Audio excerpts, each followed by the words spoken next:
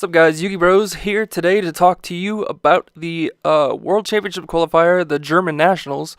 They had a speed duel tournament with 36 players, and thanks to Silver Cards, I'll leave a link to them in the description down below. We have a beautiful pie chart of the speed duel breakdown, so might as well just get into that. Over the weekend, this was the beginning of the new format with Attack from the Deep implemented, and it looks like 22% of the field was playing Blue Eyes, followed by 11% playing Warrior Beatdown, followed by 11% playing Ritual. So Warrior Beatdown mostly comes with the Amazons, and Ritual is obviously relinquished. Then you have Pure Amazoness taking 3 spots with 9%. Fisherman, which is the legendary fisherman with the skill catch of the day, I would assume, taking 9% and 3 spots as well. Then we have Grave Peepers taking 3 spots with 8%. Then we have Harpies taking 3 spots and 8%. Then you have 3 Amazoness controllers. That's what they were calling it, and I'll show you guys what that exactly is in a second, with 8%.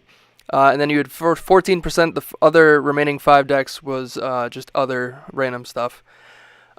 So a lot of Amazon dominating between pure, like a Warrior Beatdown, Mishmash, and a Amazoness Control. Which makes sense. That was the most represented deck last format. It was the best deck by far. It it really had no competition outside of maybe GKs, if you could find a rogue enough build that would deal with it. And then Ritual actually not taking as many spots as I thought. You know, going through what we've done on the channel so far, we all thought Relinquish was probably the best.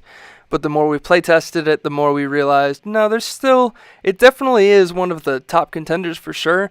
But it definitely can be beat, and it has some weaknesses that if I haven't pointed out already, I definitely will point out to you guys this week for sure. In future videos. But 3 Fisherman decks, I'd like to see lists. I haven't seen lists for those yet. I really want to know how they went about that. As you could see here, this is the breakdown of skills. 8 of them played. Silver Cards has it as Dragon Ruler. We know it's Dragon Caller. So 22% of the field's playing Dragon Caller, but that makes sense because 8 of the decks were Blue Eyes. 7 of the skills were Destiny Draw. This is interesting because originally I would have agreed with this, but after testing more with Viral Infection, I feel that card is very, very overpowered. I'm surprised it didn't have nearly as many tops as I would have expected. It does have tops, and there are some in top cut here, but it definitely wasn't nearly as represented as I expected it to be. So number 2 is still Destiny Draw, which is the most generic skill you can play. You know, if you take 2,000, you can 2,000 or more life. You can add any card from your deck to your hand instead of conducting a normal draw. It's really solid for anything, especially if there's no skill that specifically works for what you're playing. 3 then were on Aroma Strategy. Aroma Strategy being the skill, the My skill, that just says you may look at the top card of your deck at any time. It's very interesting. I never considered this to be all that great. However, you can plan ahead depending on what you know you're going to draw. I'm just surprised that 3 played this. Like, I could see this being played in some things, maybe if you really don't think you could take advantage of Destiny Draw or something else. It's definitely interesting, and the fact that it's a My skill means in something like a Tribal Synergy deck, you can side it into this or side this into Tribal Synergy, though I don't know really why you would take out Tribal Synergy in a Tribal Synergy deck, but, you know, just throwing that out there. Then 3 of them were playing It's My Lucky Day. This is the new Joey skill that says when you activate an effect that would make you roll a 6-sided die or dice or flip a coins, you can pay 1,000 life points to decide the result of that one die or coin. It's once per duel, but that's very, very strong. I'll show you in one of the top decks here in a second with something like Dice Foon or Time Wizard or something you just need to go your way. You can guarantee the result. Yeah, once per duel, but still, that once per duel can be the duel, so it's very important, very, very strategic for that. And then 3 played Last Gamble, the Joey skill that says at the 5th turn, activate the skill, count both players' turns, During your main phase, you can reduce your life to 100, discard 2 cards, and roll a 6-sided dice, and then draw equal to the result. It's a very, very gamble-type card, as the card specifically states. However, you can draw a ridiculous amount if you're trying to go for game. You just better plus off of that, because being at 100 life and then discarding 2, it's very, very risky if your opponent stalls through that. And then 12 other. So, right here, we have the third place deck profile. This was Amazoness Control. I really like this, and it played my favorite skill as of late, Viral Infection. This manipulates the crap out of Swordswoman's effect. Having Zombina to bring back your Swordswoman if it was destroyed, Spheres for protection, Windstorms for protection, Faith to bring back either the Half-Shut or Mask of the Accursed. The equipped monster cannot attack once per turn during your standby phase. Inflict 500 damage to the controller of the equipped monster. So this is very cool. This is a common out of the new set. You equip it to an opponent's monster. That opponent's monster can't attack, and then they're taking 500 damage every one of your standby phases. In 4000 Yu-Gi-Oh!, the 500 can add up, especially if they don't have a way to get rid of the monster. It's not like regular Yu-Gi-Oh! Where you just link it off or whatever. It might sit there for a while, and while that's very powerful in itself, in something that also does a lot of damage to your opponent, aka Swordswoman, that says all battle damage that this card would be a part of goes to your opponent, that's very strong. So I could definitely see why they were playing this. It's cute though, because you can put Mask on something that's really strong to protect your monster, or to protect your stuff, to stay alive a little bit longer, but then also in this deck where you're just beating face with a Swordswoman so that they're taking damage, and then you're half-shutting, and you have Mask here to make sure they're taking more damage than they already needed to take. It's very strong, and I definitely like this deck. I'm definitely going to test this out online later. This is something I think is really cool. Magician of Faith seems a little slow, but I guess the whole point of the deck is to stall out and just burn with Swordswoman as long as possible, so it's not that it's really going to get in the way. Plus the triple Dust Tornado in the main lets it so that nothing your opponent has should be able to slow you down, or at least if it does, it's not going to for long. The side deck's interesting. Side's the third Windstorm, most likely for like a Blue Eyes matchup, but Blue Eyes has nothing against this deck as it is. This deck will wreck that because Swordswoman always wrecks Blue Eyes. The one ready for intercepting, probably for Amazoness matches, Relinquished if they're not playing the Jin. And also against Lord of D, you can actually flip Lord of D face it down when they activate Flute, and then Lord of D is not on the field to have Flute resolve its effect, so you can save yourself there. But again, this deck doesn't really care. This deck actually prefers your opponent summoning bigger monsters against it, because Swordswoman can maximize the amount of damage. One checkpoint. This is nice. This is good for specific matchups. I think is best against Relinquish, because they'll always have monsters in their hand through their searching and Sphere Kuribos to stall. So this is a good way to also stall and get rid of a combo piece in their hand that they might otherwise need for a play. And then Michizuri. We haven't talked much about this card going into this format, and I felt that was also just, again, because against something that targets, or something that can't be targeted, like Blue Eyes, it's a lackluster, and against Relinquish, if they side or main the Jin, it doesn't do anything to it. But this is very powerful if something on your field goes to the graveyard, because then you can send a monster, or you can destroy a monster on the field. You have Zombina, which you're going to crash on purpose to bring back your Swordswoman, so you can actually make Michizuri go off of that really easily. Also, Faith's going to die most of always. But it's going to net you your spell, and then you can pop a monster on the field. That seems very strong. I'm sad this guy didn't win, actually. I think this is probably the coolest of the 3 decks that I'm about to show you guys. But coming in at second place, we have the standard Relinquish deck. This guy's super flexing his extra deck with 2 Blue Eyes Ultimates, 2 Arcana, Night Joker, and 1 Meteor B, even though obviously he has no way to make those. But I really like when people just bluff the 5-card extra deck, just cause you can, so you might as well.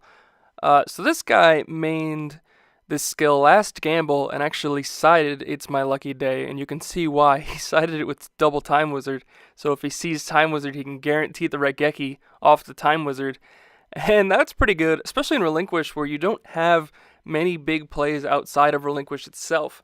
You're not summoning any beat sticks with your 1400 searchers, so Time Wizard, as well as not being a beat stick but can wipe the board, makes it so that you can swing in for game. You can turn the tide just straight right there.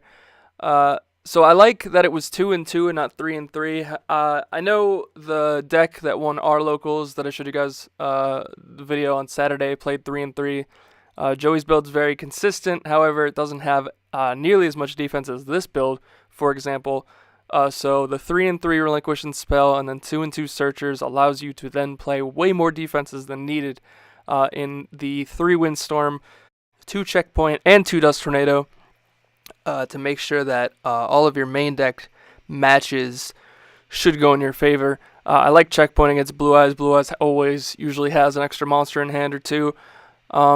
So having Windstorms and checkpoints and spheres for that should make it so that even though their Blue Eyes isn't targetable, you'll take the Lord of D, you'll crash the Relinquish at some point to go for damage and then get rid of the Lord of D and then hopefully be able to stall so the Relinquish stays alive the following turn, so then take their Blue Eyes the following turn. And the Ready for Intercepting is also good in the side for Blue Eyes, for Amazon, for anything, Gravekeepers even. So pretty solid, very solid Relinquish deck there. Still surprised no one is maining or at least siding the Jhin. I understand maybe not maining it because if you go against Blue Eyes or something like that, that's just dead in the water. Yeah, it's a tribute, but it doesn't do anything. But even just siding it, I just feel that's too good not to play. But maybe I'm wrong. Maybe it's a little overrated. I'm not really sure anymore looking at these decks. But anyways, moving on to first place with Gravekeepers, I really like this. This is very interesting. I feel like if you're not playing Tomb of the Pharaoh anymore, which you don't really need to do, all that really did was pump up your monsters and give Assailant its effect to switch something's battle position, but now that Amazons doesn't run the game, you don't really need that anymore. So you're going to play Triple Ambusher instead, the Triple Recruiter because it searches and it's like arguably the best one, and then Double Oracle. Oracle was already good against Blue Eyes, but it has 3 effects to deal with a lot of different decks. But this guy, skill was, it's my lucky day, and he mains 2 Dice Foon, and he sides the 1 Time Wizard. So again, he's got the Time Wizard for Guarantee Raigeki if he needs it. This deck's got a lot more offense, so I feel like a perfectly timed Time Wizard is probably going to be game with the amount of offense you have left in this deck. And then Dice Foon, if you want to get the effect, if I believe it's if you roll a 1 or a 6, you take 1,000 damage. If you get a 2, 3, or 4, it pops 1 back, Speller Trap, and if you get a 5, it pops 2. Don't quote me on the numbers, but I know those are the effects. But then being able to guarantee pop 2 cards is Twin Twister without the discard. You pay 1,000 life because of the skill. But that's pretty good. That's pretty good against a lot if you're trying to go for game or whatever. So, but then also having the Triple Windstorm, Triple Kunai. This deck doesn't dedicate a lot to its engine because its engine's very small and versatile, so you can fit a lot more cards that you normally couldn't fit in other decks. And 3 Rite of Spirit, giving the deck 3 Call of Haunted to work with. Always a pleasure to have. And then the 1 Ready for Intercepting in the main deck. It's good against almost anything right now, so I don't really see that card ever being a brick. But if it is, I'm very interested in his side deck. It's 5 different cards, all for different situations. So in most cases, I would assume he sides the Ready for Intercepting in for one of these, but he could also move 1 or 2 Red Spirits out, or an Oracle out, or one of the other little monsters, or a Dice Foon, or both Dice Foons. Like, it's very interesting to see what he can mess with. Possessed Dark Soul, for the people that don't know, is a level 3 Dark Fiend effect monster, 1,200 attack, 800 defense, but it says you contribute this face-up card, take control of all face-up level 3 or lower monsters your opponent currently controls. So this is very powerful against Relinquished, and mostly being sided right now for Relinquished. You take all Relinquishes they control because Relinquish is a level 1 monster, so it fits the 3 or lower. But that's very good. You could also take an opponent's Recruiter, or what exists in this game, Sonic Duck, that's a level 3. Not Bird, don't get confused. But mostly it's just very good for Relinquish. You taking the Relinquished is pretty ridiculous, considering that's what they kind of live the deck off of. But also taking somebody's Recruiter in the mirror, they won't control it when it's destroyed if it's destroyed in your field, in which case they won't get a search. So that's actually very good there too. But then the Time Wizard, like we said, for It's My Lucky Day. Warrior Elimination, this is for any Warrior decks, specifically Amazons, but also any regular beatdown. In general, it literally just says destroy all warrior monsters your opponent controls. Good for that. Dust Tornado, good for generic back row hate and stuff. And then Blast held by a Tribute. I feel like this card's only real use right now is against Gravekeepers because they're the only deck that's Tribute summoning unless Blue Eyes is in a desperate situation and needs to. But it says when an opponent's monster that was Tribute summoned declares an attack, destroy as many face-up attack position monsters they control as possible, and if you do, inflict 1,000 damage to your opponent. This is Mirror Force. If your opponent has a Tribute Summon monster, it's very strong, and then it also does 1,000 damage, which could very well end the game in something like Speed Yu-Gi-Oh! So, very interesting card. I want to know what he sided it for. I want to know if it was just for the Gravekeeper Mirror Master, or I'm missing something. Because you're not Tribute summoning in Blue Eyes normally, unless you're in a desperate situation.